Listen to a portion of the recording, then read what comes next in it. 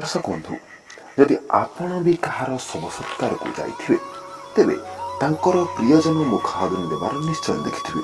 କଣ ଆପଣ କେବେ ଧ୍ୟାନ ଦେଇଛନ୍ତି ଯେ ମୁଖାଗ୍ନି ଦେଇଥିବ ସେ କେବେ ଝିଅ କିମ୍ବା ସ୍ତ୍ରୀ ହୋଇନଥାନ୍ତି।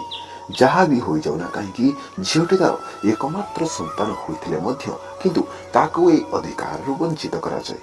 ଆଉ ତାର ମାତା ପିତାଙ୍କ ଶବକୁ ମୁଖାଗ୍ନି ଦେବାର ଅଧିକାର ଘରର ଆଉ ଅନ୍ୟ ପୁରୁଷଙ୍କୁ ଦିଆଯାଇଥାଏ। ଏହାକୁ ନେଇ ଆପଣଙ୍କ ମନରେ କିଛି ନା କିଛି ପ୍ରଶ୍ନ ନିଶ୍ଚୟ ଆସୁଥିବ କି ଏହାର କରିବା ପଛରେ ଆମର ଧର୍ମ ଗ୍ରନ୍ଥରେ କଣ କାରଣ ଦିଆଯାଇଛି। ତ ବନ୍ଧୁମାନ, ଆପଣଙ୍କୁ କହି ରଖୁଛି, ଏଥିରେ ଯୋଡ଼ି ହୋଇଥିବା ସବୁ ପ୍ରଶ୍ନର ଉତ୍ତର ଆମର 18 ପୁରାଣ ମଧ୍ୟରୁ ଗରୁଡ଼ ପୁରାଣରେ ଦିଆଯାଇଛି। ତ ଚାଲନ୍ତୁ ମିଶିକରି ଜାଣିବା ଗରୁଡ଼ ପୁରାଣରେ ଏହାର ବିଷୟରେ କଣ ଲେଖାଯାଇଛି।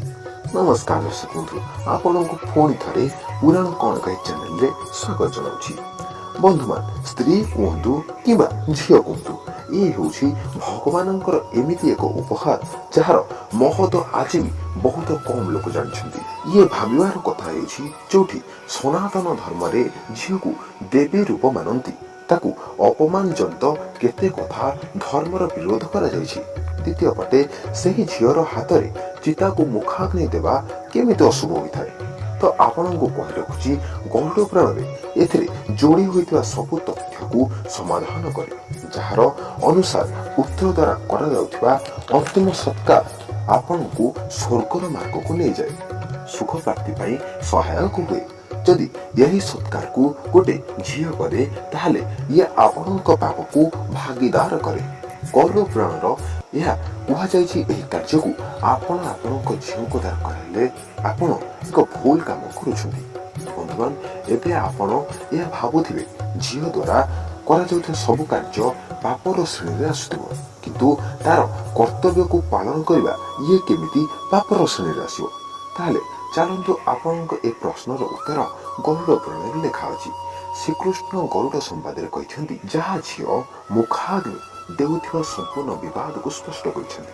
ଏକ ଦିନ ଗରୁଡ଼ ଭଗବାନ ଶ୍ରୀକୃଷ୍ଣଙ୍କୁ ପଚାରିଲେ, ହେ ଭଗବାନ, କୃପା କରି ଆପଣ ମୋତେ ଏହା କୁହନ୍ତୁ, କୋଉ କୋଉ ଲୋକଙ୍କୁ ମୁଖାଗ୍ନି ଦେବାର ଅଧିକାର ଅଛି, ଏହାକୁ ପାଳନ କରିବାର ତାତ୍ପର୍ଯ୍ୟ କଣ। ଭଗବାନ ଶ୍ରୀକୃଷ୍ଣ ଏହି ପ୍ରଶ୍ନର ଉତ୍ତର ଦେଇ କହିଲେ, ହେ ପକ୍ଷୀରାଜ ଗରୁଡ଼, ପୁତ୍ର, ମୂର୍ତ୍ତର ଭାଇ କିମ୍ବା ଭାଇର ସନ୍ତାନ ଏବଂ କୁଳରତ ଗାଁର କୁଟୁମ୍ବର ସନ୍ତାନ, ଗୋତ୍ରର ସନ୍ତାନ ଅନ୍ତିମ ସତ୍କାରକୁ କରିବା ପାଇଁ ଅଧିକାର ଅଛି। ଆଉ ଏମାନଙ୍କର ସମସ୍ତ ଅନୁପସ୍ଥିତିରେ ପୂର୍ବଜର କାହାର ସନ୍ତାନ ଦ୍ୱାରା କରାଯାଇପାରିବ। କିନ୍ତୁ ଯଦି ଏମିତି ସ୍ଥିତି ପହଞ୍ଚିବ, ଯଦି ଦୁଇ ପରିବାର ମଧ୍ୟରେ ଜଣେ ବି କେହି ପୁରୁଷ ନଥିବେ, ତାହେଲେ ଏକ ପରିବାର ସ୍ତ୍ରୀକୁ ଅନ୍ତିମ ସତ୍କାର କରିବା ପାଇଁ ଦିଆଯାଇଥାଏ। ପକ୍ଷୀରାଜ, ଯଦି କୋଉ ଏମିତି ବ୍ୟକ୍ତିର ମୃତ୍ୟୁ ହୁଏ ଯାହାର କି ପରିବାର ନଥାଏ ଆଉ ବନ୍ଧୁ ନଥାନ୍ତି, ତ ଏହି ପରିସ୍ଥିତିରେ ଉତ୍ତର ପ୍ରଦେଶର ରାଜାଙ୍କୁ ଅନ୍ତିମ ସତ୍କାର ପାଇଁ ଅନୁମତି ଅଛି। ତ ଦର୍ଶକ ବନ୍ଧୁ, ଆଶା କରିଛି ଭଗବାନ ଶ୍ରୀକୃଷ୍ଣଙ୍କ ଦ୍ୱାରା ଦିଆଯାଇଥିବା କଥାକୁରେ ଆପଣଙ୍କ ପ୍ରଶ୍ନର ଉତ୍ତର ମିଳିଯାଇଥିବ।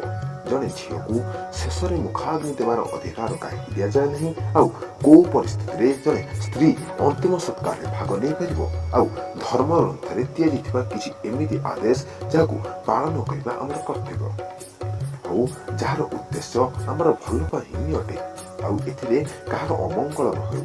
ଯୋଉଥିରେ ଯେଉଁ ନାରୀକୁ ଶ୍ମଶାନ ଘାଟକୁ ଯିବା ପାଇଁ ଅନୁମତି ନ ହୁଏ, ତେବେ ସେ କିପରି ଶବ ସତ୍କାର କରିବାକୁ ଶ୍ମଶାନକୁ ଯିବ। ତ ଦର୍ଶକ ବନ୍ଧୁ, ଆଶା କରୁଛି ଏହି ଭିଡ଼ିଓ ଆପଣଙ୍କୁ ବହୁତ ଭଲ ଲାଗିଥିବ।